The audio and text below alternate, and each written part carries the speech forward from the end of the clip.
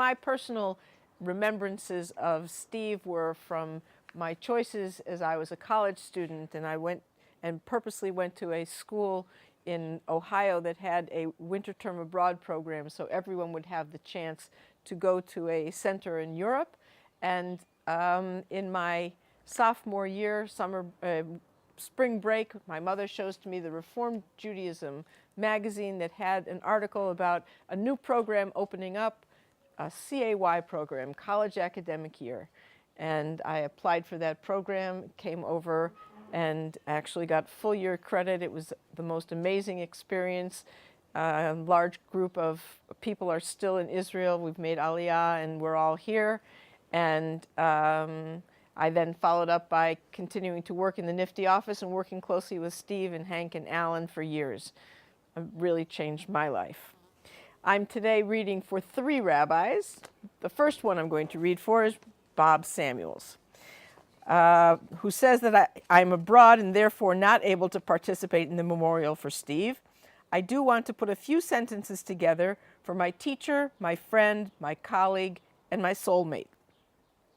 Steve was my teacher in 1954 at the summer Ulpan and orientation for incoming HUC students in an estate which HUC inherited in Towanda in the rolling hills of Pennsylvania. Steve was a senior student then. I found him under a sink fixing a leak. It turned out that Steve Schafer was a Bob the Builder type, handyman, pilot, ship captain, and master teacher. What an adventure that summer was because of Steve. And Steve was a true Zionist. I was anxious to experience that new Jewish land over there, and Steve mentioned to me in what and how to do stuff in Israel. I'll never forget the argument between Steve and Professor Elias Epstein about when HUC students should go to Israel. Steve argued that we should go as soon as possible, as we would learn Hebrew fast and experience the first years of the birth of the state. Epi's position that was students should get a solid Hebrew education at HUC, which would make a trip to Israel more meaningful. Of course, we all know who was right, as years later Fred Gottschalk made study in Israel for all first-year HUC students a must. I loved Sam Cooke and have spent a lifetime fulfilling Sam's dream of a great Leo Beck school connected to NIFTY. But Sam was a romantic about Israel. Steve was a realist, a powerful force for building the kind of Israel we liberal Jews could be proud of. Steve not only wanted to send kids and money to Israel, he wanted to build a moral Israel, a socially just Israel, an Israel at peace with her neighbors. He expanded EIE and all the other NIFTY programs in Israel. He nudged the Sokhnut to be a more socially aware, to help build our kibbutzim and Har Chalutz. He brought Israeli shlichim to the UAHC. Steve was a dynamic force holding up Abi Nathan's arms as the #1 peacenik in the Middle East. I loved Steve. He was like an older brother, always encouraging me in my work. He and Nina became serious supporters of that work for many years. Steve was a great man. I've missed him now for several years, but his powerful personality has always been a beacon for me and still is. As long as I still believe in and help teenagers, as long as I work for social justice, as long as I serve the Jewish people, Steve Schafer still lives.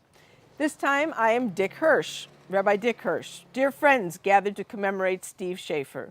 I am sorry that we are not in Israel at this time. Bella and I will be unable to join you.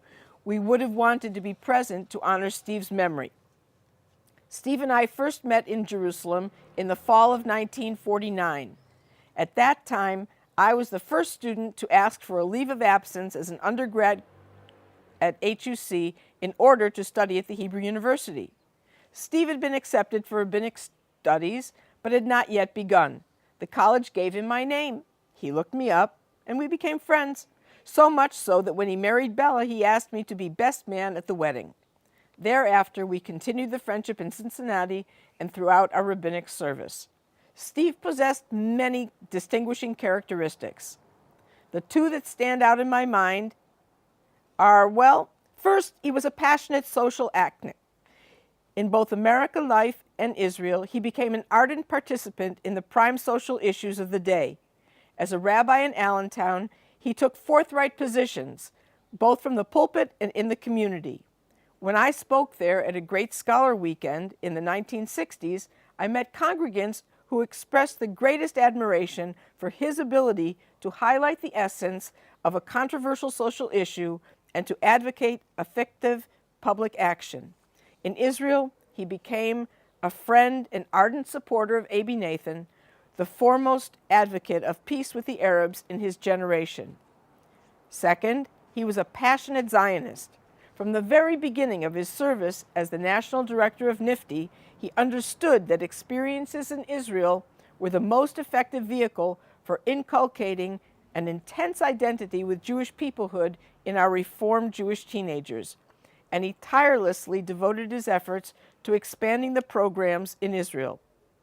When we decided to embark on the development of our kibbutz movement, he took lead in organizing the Garri in the U.S. Without his initiative and support of our outstanding shlichim, personified by Michael Livni and Gidon Elad, we would not have succeeded. And in Israel, through the dedicated organizing initiatives of Rabbis Hank Skirbel and Alan Levine, we developed the 1-2 punch which resulted in Kibbutz Yahel and Kibbutz Lotan. In sum, Rabbi Steve Schafer made an invaluable, enduring contribution to our movement in both America and Israel, and we are forever in his debt. May Nina, his children, his colleagues and co-workers find comfort in the knowledge that his contributions and good deeds will continue to impact in our movement and on the values of all who knew and loved him. Yeh zichro baruch. Rabbi Stan Davids. I write this with a longing heart. It's been years since Steve and I have been able to speak with each other, but at least I knew that somehow, in some way, he was still there. But his passing now forces me into embracing the reality that my mentor, my friend, and at times my boss, is separated from me forever. Separated, yes, but his influence continues to permeate my life and the lives of Risa, our grandchildren, and children. I don't trust institutional memories. I don't trust institutions to preserve and to celebrate the memories of those who were critically important in the shaping of those institutions. And I don't trust human curiosity to look about at the world that is and to seek to understand how it got that way.